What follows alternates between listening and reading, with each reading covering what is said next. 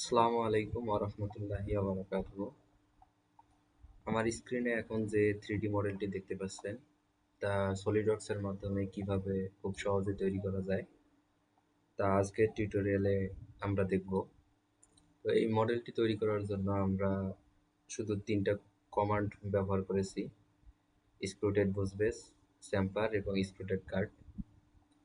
তো চলুন আজকের টিউটোরিয়ালটি শুরু করি। টিউটোরিয়ালটি শুরু করার আগে আমরা ড্রয়িংটাকে দেখি এখানে কি করা আছে।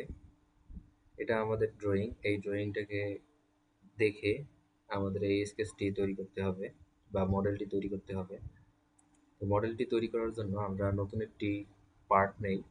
তো এখানে আমরা ক্লিক করি বা কিবোর্ড থেকে কন্ট্রোল এন চাপ দেই, নিউতে ক্লিক করি, দেন পার্ট সিলেক্ট করার